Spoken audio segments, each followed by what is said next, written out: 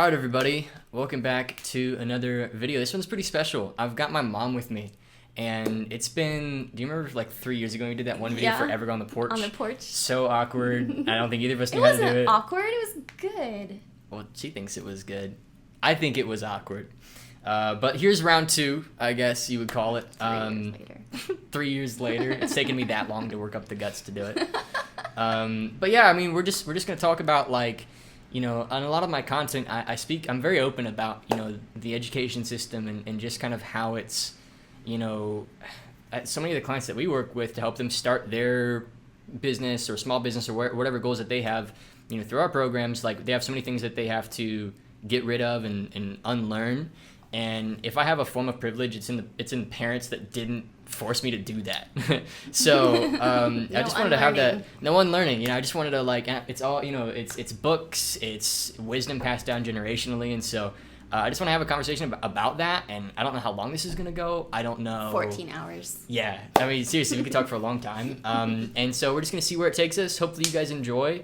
And if you want to check my mom out, she has... Check your mom out? No, not like that. No, do not check my mom out. I'm quite married, thank you. Do not check my mom out. If you want to follow my mom online from a distance, if you want to just look at her stuff, no.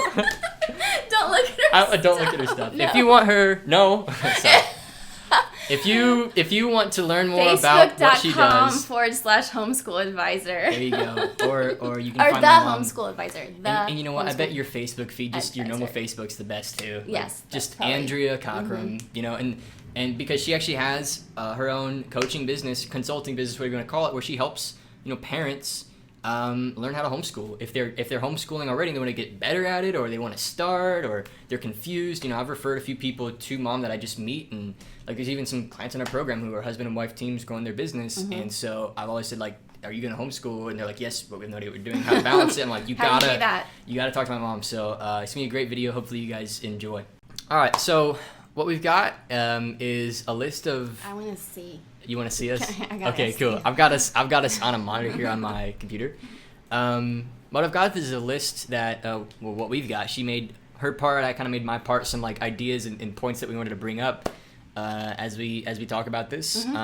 So I've got like 5 or 6 things, like little points that I feel like ways that I benefited from, you know, having that environment growing up, and then same with my mom, some points that she wanted to make, particularly to any parents that are, you know, curious about the process. So It's not scary. Yeah, I mean, well, it is scary. It is scary, but it can get unscary really quick. Part of the things that are scary are some of the false truths that society wants you to believe about homeschooled families. A lot of them have already been debunked just in general because society is becoming a lot more open. With COVID and everything, like, especially, like, people are... They're naturally homeschooling anyway, almost. Right. So. Yeah, but maybe not homeschooling well, because I think a lot of parents have been like, "What? That's what my kids learn during school." But now they see the inside of the curriculum, because they were doing online classes during COVID. There's been a mad rush to homeschool, and it's a great thing because homeschool gives kids tools that institutionalized education definitely does not provide.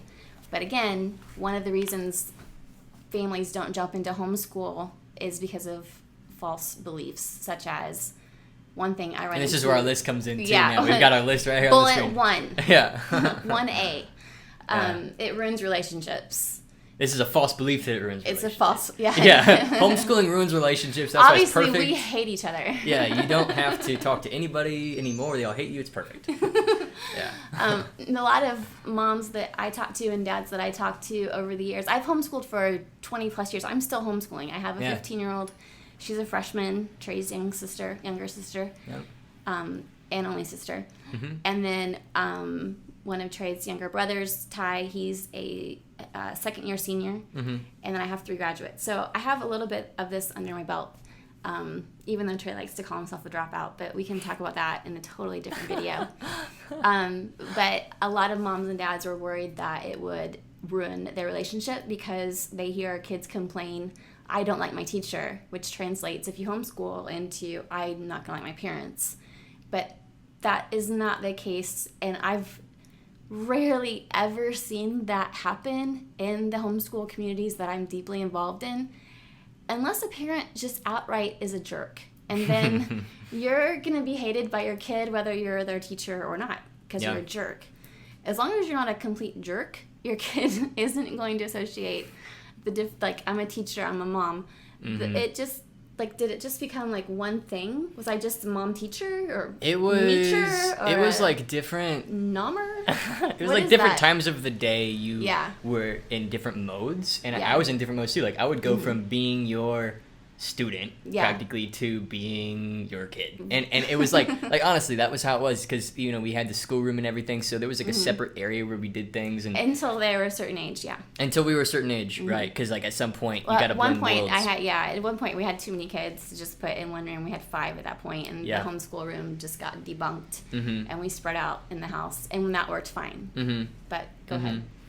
I mean, I don't know, different seasons for different, like some seasons where, you know, it was, I mean, like, here's the thing.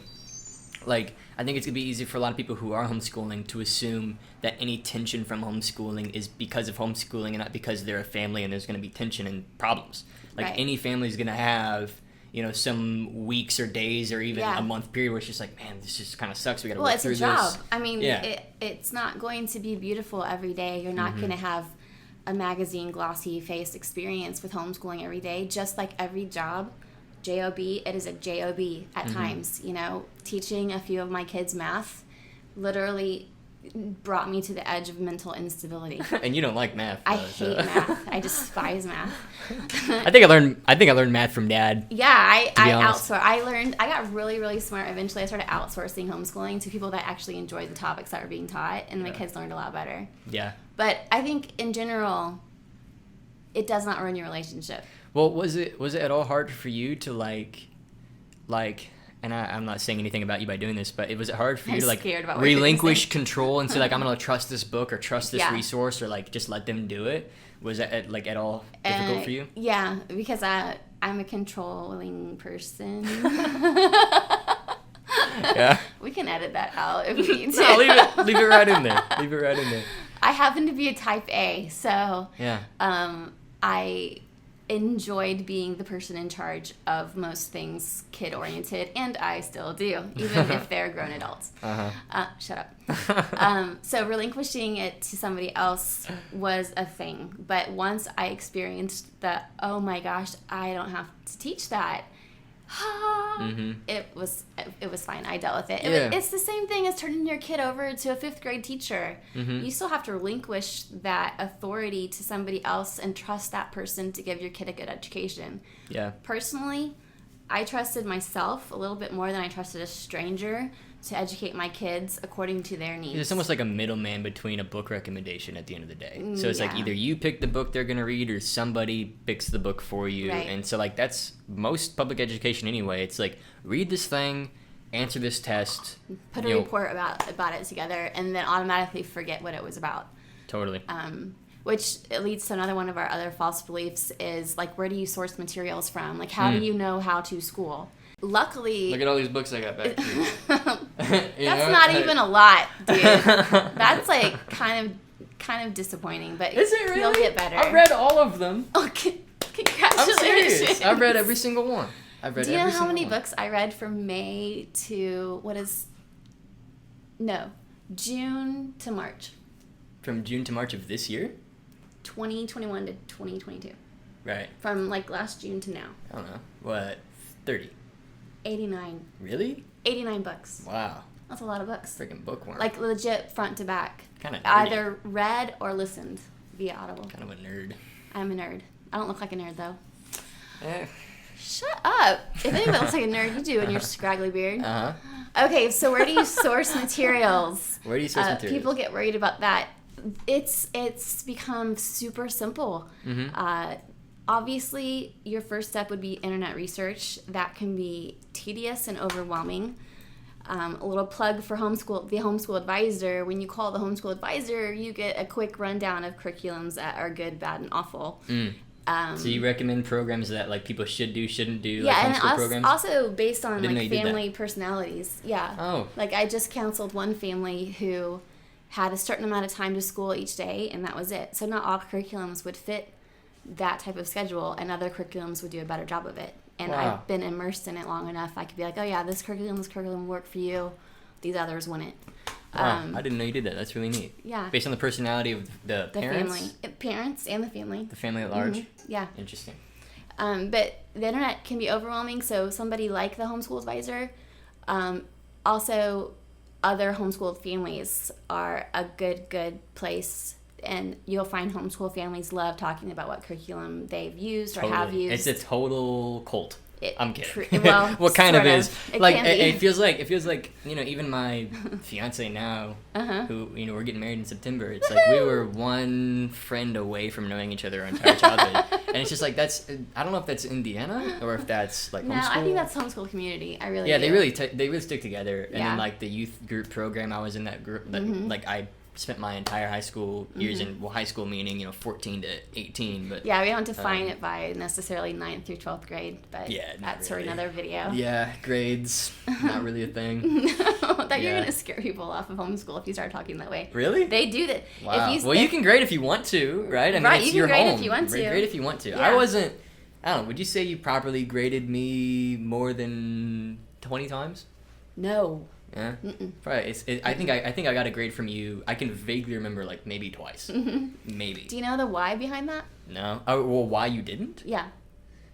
I imagine, wasn't it just because like you didn't want me to meet some arbitrary standard that was come up with from the program, and you wanted me to come up with my own solutions to questions and yada yada, or was it? Yeah, I mean you're really close. I didn't want you to learn to get a grade. I wanted you to learn because you needed to learn on that topic. Totally.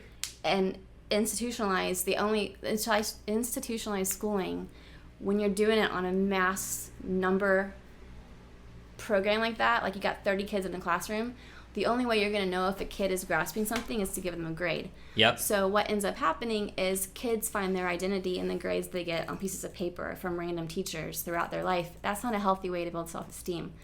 I'm a guilty party of that. I lived for grades when I was in high school. My self-identity was... And it's also like a status thing too. Like, look at the grades that I got. Yeah. Yeah, completely. Yeah. Or what's your GPA? Or what AP classes are you in? Yep. Like, I didn't want that for my kids. I wanted them to have their own character identity, not wrapped up in A, B, C, D, or F. Right. And also not even like, okay, you're 15, so you should be in 9th grade now. Well, and it's coming to such, like, it's coming to a crazy, well, it's had a lot of utility for me in my career, because it's just like, I'll face a problem, like even 8 months ago, I honestly was scared to lead a team. And I was like, how do I hire people? How do I create company culture or whatever? And like, I just found some books, found some people online who talk about it. And I reached out to some friends that I knew had teams, and I was like, what do you do? How do you handle this stuff? Like, and they were like, they gave me some guidance, and I just figured it out. And so it's cool, because I think the real world is almost more like, I've told my dad this, he appreciates it. I don't know if he'll appreciate it. It's like just-in-time information versus just-in-case information. Oh, I like that. Yeah. It's like just-in-time is like, and I heard this from Tim Ferriss, by the way. I don't know if anybody, Tim Ferriss, good business leader guy. No. But yeah, just-in-time information, like just-in-time is like, I need to hire 4 people. How do I interview people? Right. And it's like, all right, I'll just go read a book on like interviewing and like learn from people. Right. And I think the argument I've gotten is like, well, that skill doesn't stick with you though, because it's not, you just do it once and it's done. And my argument is, it sticks with me because I had to act on it. So I had to put it into play. So if I had to go back through the interview process and bring on a new team, I couldn't. It's done. It's done. And I've proven that it can happen. Well, one thing that happens, especially with the way a lot of kids learn, is that's kinetic learning. You're not just learning from a textbook and then taking a test and then forgetting it. You're putting what you learned into action. Which is how the real world works. And it sticks. Yeah. You're not just learning to take a test, which is one of my huge pet peeves. So where do you source your material? Is online, other homeschool families, homeschool advisors like me. And even your own reading experience, I'm sure. Definitely self-learning. Yep. That's how I did it. I can recommend Mary Price is a great resource book. It's called the Mary Price. Big Book of Homeschooling or something like that. But if you get on Amazon and search Mary Price, you'll find her. You should write your own Big Book of Homeschooling. If somebody tells me to write another book, I will punch them. Okay. I'm not ready to write a book yet, All right. and I might not ever be. Okay. But Mary... We'll just keep referring people to Mary Price. Good for Mary Price. Maybe her name's Mary Pride. I don't know. I want to be the guy with the book. You know what I mean? I want you to be the woman with the book. Well, I know, but I don't have a book right now, and I don't want people to know how to homeschool, so I need to refer them to if somebody. you make enough videos like this, we can have a ghostwriter go through the videos and then write your book. I want somebody to do that with my Facebook content. Ooh. There's your book. There's my book. I don't have to write it. Have a ghostwriter do it. You don't have to. I've been told 14 times you've already written book. It's on Facebook. That's true. Okay, so another false belief is that families or moms or dads don't have patience to homeschool. Nobody has the patience to homeschool. It's not something that you are naturally born to have patience for. It needs to be rephrased. Do you have patience to be a parent? Yes, you do, because you're doing it right now. I'm assuming, if you're listening to my words, because you want to learn how to homeschool. So you have the patience to be a parent. That inherently means that you have the patience to homeschool, because effectively it's the same abilities. Yep. When parents tell me, I just don't have the patience like you do, I do not have the patience of a saint, do I, Trey? No. Shut up. Easy no. But at the same time, I have patience to parent, and that translates into patience to homeschool. I can debunk that I don't have patience thing very quickly. If you have kids, you have the patience to homeschool. It's that simple. It's a huge thing people put up and be like, I can't do it because I don't have patience. Huge, big, fat excuse. You have patience if you have children. Period. Learn. Interesting. Yeah, and kind of hardcore and kind of mean, but... No, for real. And it's almost like on the topic of like having kids, like semi-intentionally, like you're ready for kids spiritually, you're ready to do that, and as opposed to like, you know, just like, I don't want to get awkward about it, but like just not thinking ahead of your actions, and then it just happens. And then there's a baby. And it's a baby. And now all of a sudden you have to figure out how to catch up. So yeah, it's almost like, I feel like I learned that from you and Dad too. You know, it's like you guys were like, not to have surprise babies. Well, not that. You'd have learned that too. Yeah, but I mean, you know, it's to like be intentional. To be intentional, yeah. Be intentional. Like it's not just. Obviously, I haven't homeschooled yet, but I'm picking up lessons from vicariously through watching you and Dad, and that's like one. It's like. It's got to be weird watching us now that you're kind of grown and we still have younger kids at home. And you're like... I feel like you guys haven't I almost feel like there'll be a stage of my relationship with you and Dad where you guys are properly no longer parents. I will always be a parent. Well, no. I mean, but there's nobody at home that you're having to like correct and like... Yeah. And I think you'll let go of that muscle a little bit.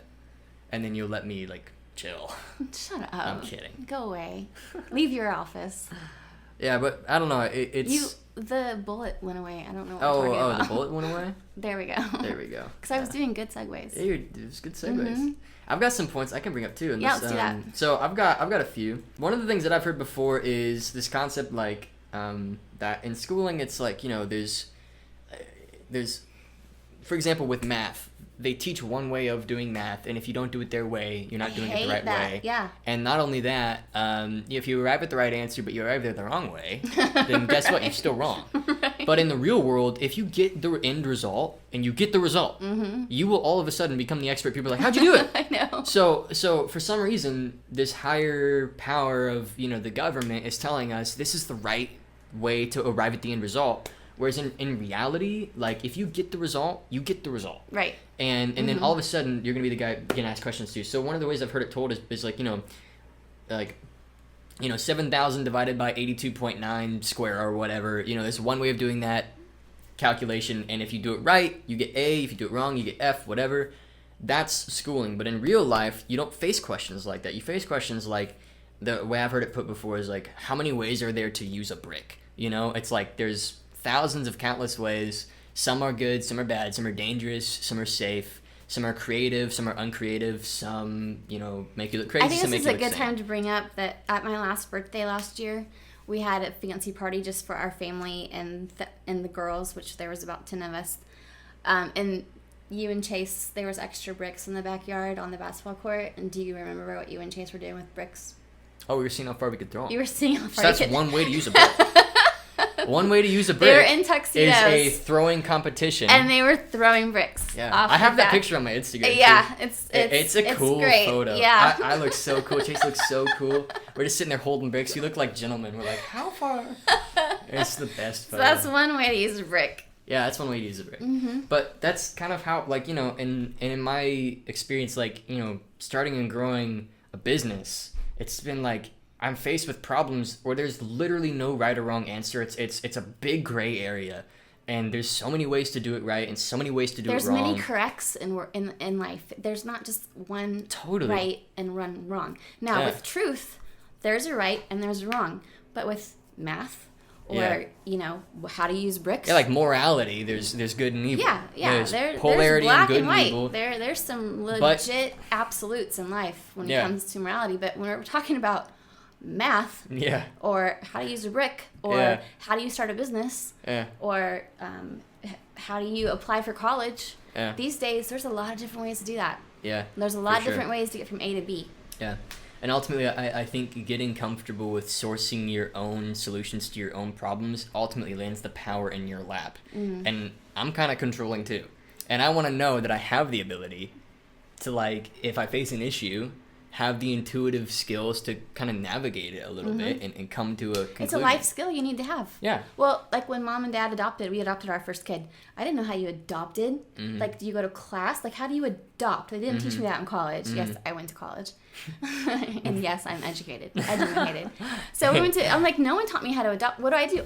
We taught ourselves how you adopt. It's just self-learning and becoming confident in yourself. Like Trey has become confident in himself to teach himself as needed when the case arises. And I think there's like a certain point, like I remember certain points in my childhood, and I'm sure the environment was intentionally created as such that I was able to experience attacking a problem and then solving it myself, and then experiencing the hit of like, whoa, I did it. And that feeling remember like, when whoa, you made I did your it. computer? Like building a computer when I was like 12 or 13. You were 9. I was 9? You were 9. No, I wasn't. I think you were 9. I think maybe I was... Zane was 9. Maybe Zane was 9. So that would have made you 11. 11 or 12. That would have made you 12. 11 Sorry, or 12. That's fine. I do know how old totally you guys fine. are. I don't care. Okay, 11 or 12. So yeah, like that's one example, And then like another is like learning graphic design and like getting on Photoshop. Photography. You totally self-taught that.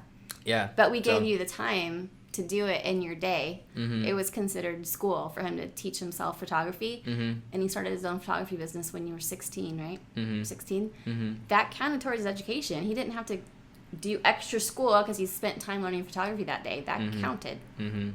Yeah, for sure. It's like, it's almost like like in the business world, there's this quote, there's this guy named Jim Rohn. I don't know, has Dad ever talked about Jim Rohn? Yeah. He's got this quote, he's like, self-studies make you a fortune, whereas academic studies make you a living. And it's like I completely understand, because it's like even if I were to read like a good, I've got so many, I've got books, like even if I were to read a good book. Trey's always reading 15, which is great. He's always reading. I'm actually surprised that's only the books that you have on your shelf, because you've read way more than that. If we could empty your Kindle into real books. Audio. I've got 210 titles on my Audible. If we could empty that, there'd be a whole lot more books than that. But anyways, for sure. Yeah, Trey's always reading 15 books. Oh yeah, at all times. I mean, I literally just now was in Michigan with Lily, and I called you coming out of a Borders. What's the name of the store? Barnes and Noble. Barnes and Noble. Mm-hmm. And I was like, Mom, like I remember coming here as a kid with you, and Barnes and Noble was my high, man. The way it smells in there, I'm just like, I want to buy 15 of everything. It's the smell of knowledge. And money leaving my wallet. Yeah, it's expensive. I spent like $200. It's not hard. Yeah, spend some money. But yeah, even when I'm going through a book, like they will suppose a solution, and it's just intuitive for me at this point. I'm like, okay, let's test that solution in the field. It's not like this guy's the ultimate expert. Mm-hmm. It's like, let's go see.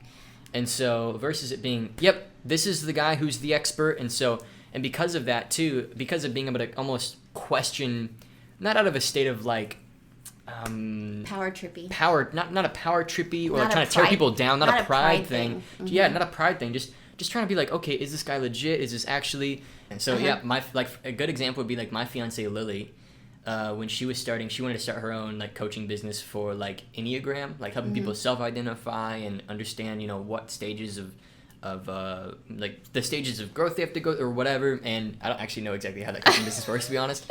I tried to understand so hard. But she, you know, kind of had still instilled in her, and it's so hard not to have, like, even her parents homeschooled her. It's so hard not to have this idea of like somebody bestowing onto you the authority to go and do something. Yeah. And so she went online and she found this $400 like program on like become a certified Enneagram coach. She had to have that. She had to have that paper. And so I was like, babe, like, why? Yeah. Like, you already helped so many people with this. Like, you've helped me. Like, why do you need that? And so I've never felt the need for somebody to come and tell me you now have permission from the greater power to do something. And I feel like a lot of, like, especially like the friends and peers of mine or friends of friends or whoever that I've known have gone to college and gone that typical route. Not all of them, but a lot of them have this problem with like needing somebody to tell them that they're ready to go and do something. Yeah. You know what I mean? And so it's just like, what a waste of years. You don't want to be a high-end scientist, or you don't want to be a high-end mathematician, or you don't want to be a doctor. Oh yeah, like I wouldn't let somebody perform on my heart who has No. There's fields where the academic system still makes a ton of sense. Right.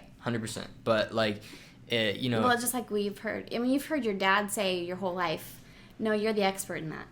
Because if you call yourself the expert because you know enough about it, and you can tell somebody. Well, if you've helped anybody get forward in it, you're the expert. Yeah. If you're a step ahead of somebody, you're the expert. You are a step ahead of them. Right. Yeah, for sure. Right. Yeah, no doubt. I think the point where I really shifted from, honestly, when I really shifted from like learning books or reading books because it was like, you know, a part of the required to doing it myself was when I started having either hobbies or like things I'm interested in that I want to learn about. Of course, you know, when you're like 10 or 11, your hobbies like pretty typical, like video games or it was whatever. The tech boards. It was little tech decks. Yeah, tech decks. Yeah. Little, it's like finger Check skateboards. YouTube to see his videos. I left one up. So if you look at most popular videos, most viewed video on my YouTube channel, it's your tech deck. Me playing with a tech deck. Still to this day, it's just so funny. But one thing we did in homeschool and his upbringing is we left a day of the week for free. What do we call it? Free research. Free self-study. Free self-study. We it wasn't free time, and they had to report back in generalities about what they learned about. Yeah. Or I would just be like, I learned about how to shoot people more in Call of Duty. We'd be like, okay, no, stop it. All right, okay. We didn't do video games when you did self-study. We did. We do have a much more laissez-faire attitude about video games than most families that I know. I don't play pretty much anything anymore, though. That's the thing, is like when you get to a point where you're doing life, like I think it's like important. It's important to mention that I'm not a loser. You know, right. I don't know. But we scheduled time into our kids' lives where they were directed to be self-studying, self-learning into their interest areas of passions. It could be whatever they wanted. When they were 7, 8, 9, it was funny stuff. And when they got to be 11, 12, 13, 14, 15, it's stuff that has fed into their area of interest and knowledge and earning capabilities, like coding for Chase. Photography led to you being an expert in the kits that you put together, the edits. Yeah, I sold like a course on how to even like book weddings. And, right, like it gradually went into, I'm an expert at online marketing this certain way. It just morphed into all that. But it was a direct. Okay, on Fridays you self-study because they have to be kind of taught that. Like it's okay to self-study about whatever you want. Yeah, and then there's this like concept I've heard thrown around too, like, and I've heard it primarily in the entrepreneurial space, but it also applies outside of like business ownership, and it's this concept of like skill stacking. So when you have one skill, that skill leads to a few more doors being open that you wouldn't have open skill-wise if you didn't have the first one. That's totally true. I like that. Yeah, it's skill stacking. So it's like if I probably started with, like forever ago, I started with like learning how to code basic like Java, which was the script that Minecraft was built off of. Like literally, I was so into this game that I wanted to rip apart the code and understand how it worked. That was the first like kind of skill I figured out. Minecraft was epic in our family. Oh, it still is. It still is. Still is. And like, but yeah, then once it went you from got there that into skill, it went into like I can't remember what that skill turned into, to be honest, but it did spiral into more and more. Well, I think it made you comfortable with an online presence because your YouTube thing. Yeah, I gave away the mods the modifications to the game. I would post them on this forum online, and people would download them. Right. And I got competitive. I wanted to have the most downloaded Trey's mod. very competitive. If you don't know that about him. Yeah. Yeah. I like a little bit. I like to win. A little bit. But yeah, so I would post that, and it would get like so many downloads. And then that would lead to me kind of understanding the internet at large, which led to me starting a YouTube channel for Minecraft, which led to kind of understanding how to make content, which has served my business massively to this day, where a lot of our sales and our volume and revenue even comes from me putting out YouTube videos or whatever. And so, it's like skill stacking. You start with one thing and it opens doors for you. And so, like a lot of the time it's easy. I'll coach clients in our program who are just getting started. I'm like, it's really easy to compare to this end, right? But like you gotta start with one skill. Start with one. It's like learning art. That's like with my art. You start with basics and you go up from there. You don't start at Picasso level. Or who would want to do? Maybe Michelangelo's better. Michelangelo level. Yeah. Yeah. Start with one thing, like understanding color. Start with theory. crayons. Start with crayons.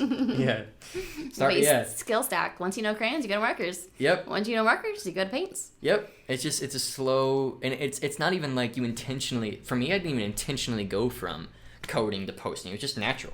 It's like I'm making these things, I want to share them, and then naturally I picked up that skill of putting out something online. Then naturally, it's not even like conscious. It's just you're like, oh, that's kind of cool. You play with that. It's also part of your generation too. You guys are used to just throwing it out there. And Trey and I, he was even laughing because I would like get the lighting right in the room, or like, can we put the camera in? He's like, I usually just throw it out there. Yeah, Mom. I just hit the record button. And you guys have the benefit of a little bit more or less filtered. Yeah. Like you guys aren't quite as worried about it in some areas. In some areas, you're ridiculously worried about how y'all come across online. But when it comes, a lot of narcissism and image. Yeah. But when you're trying to educate, you can just throw stuff out there much quicker than like my generation has maybe come to be. But yeah, it feels more it's like a result of self-study. Yeah, totally. It's just repetition too. Like, the first videos I made were super awkward. Like, I will never ever unprivate those first Minecraft YouTube videos. Those are mine. I'll take those to my grave. They're never. I'm gonna find your password. They're never surfacing. Yeah, I will have to literally die before somebody sees those. And then even when they see them, I'll look away from heaven. Like, I don't want to. We'll play them at the wedding. That. Oh boy. Lily will be like, I'm out.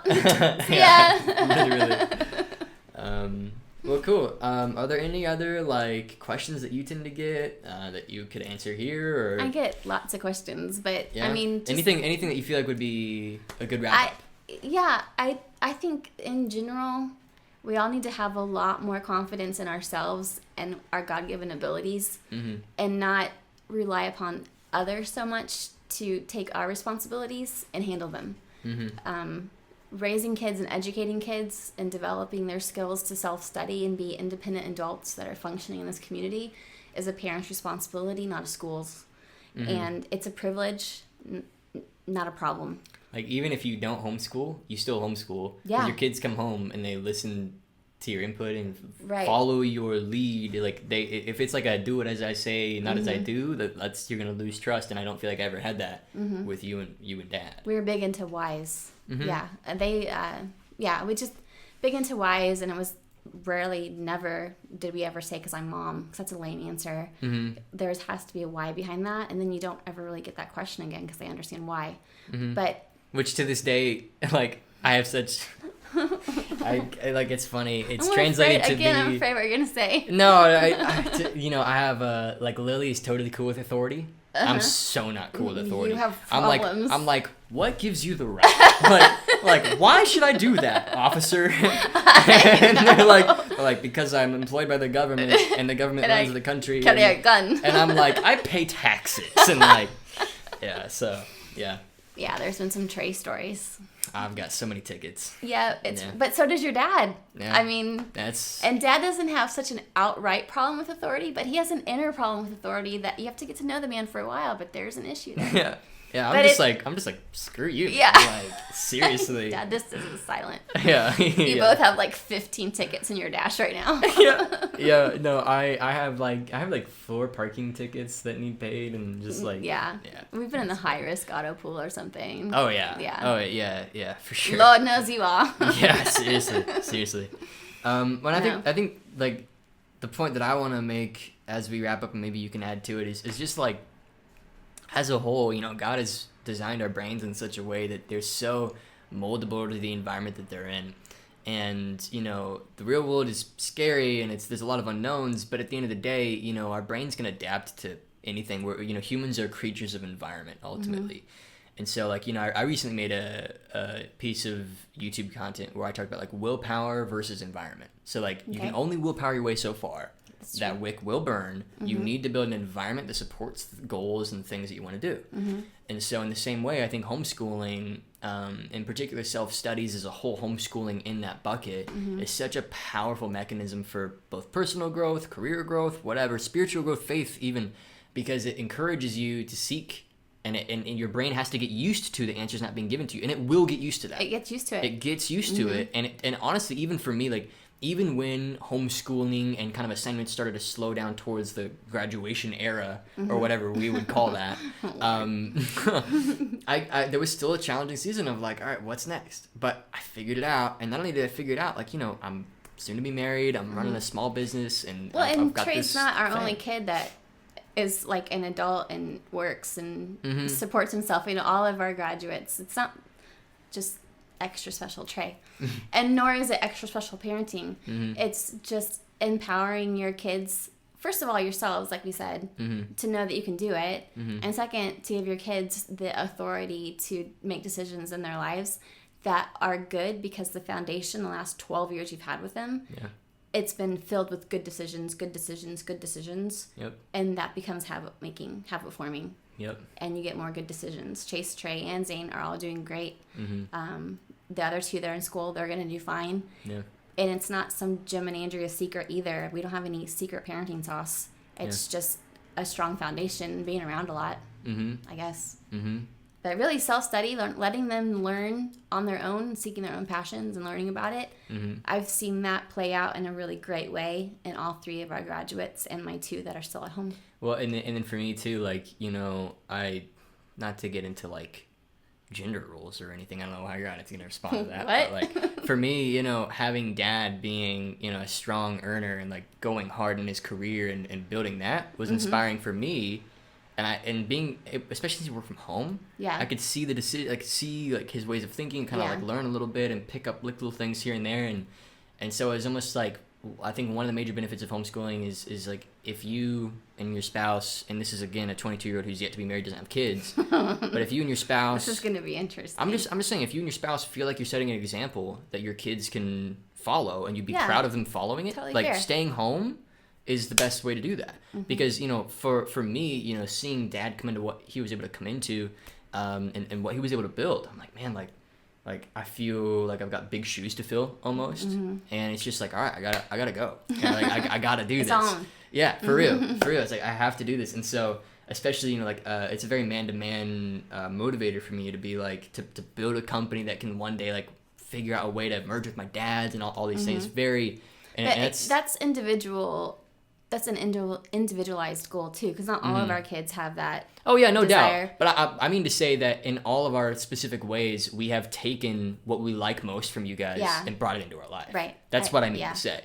Yeah, that's what I mean to say. I'm glad to hear that. Yeah. That's good. Yeah, for sure. So that's kind of maybe a final point that I would make. It like like I learned things.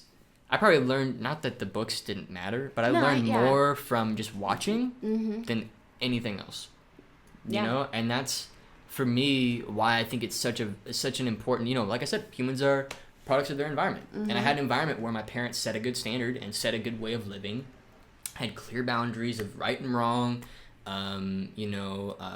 set a good example for myself spiritually, emotionally, and so it's just like I shoes to fill. That's how I felt naturally as a kid, is like shoes to fill. So it's almost like John Maxwell is like a leadership coach for, I don't know, people mm-hmm. in your audience that are familiar with John Maxwell. He's got this like, and this is one of his books is actually what helped me build my team, what I was talking about earlier.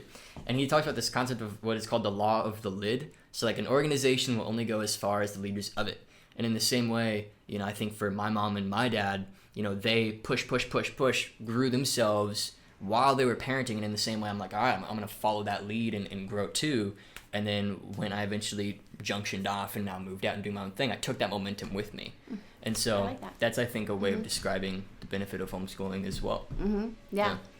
And that's no more or less pressure than parents that have their kids in school. You just get to be around your kids more. It's a benefit all around. So, cool. Well, good talking. Yeah. Good hanging out. Good hanging out. Well, thanks for watching. Thanks for watching. Yeah. It was a lot of fun. Great video. And if you're watching on my stuff, check my mom out. If you're watching on my stuff. Don't check her out, actually. Right. Yeah. I'm sure we'll link things or whatever. Yeah, we'll post things. All right. Cool. Okay. Well, bye. Love you, Mom. This is great. I love you too. All right.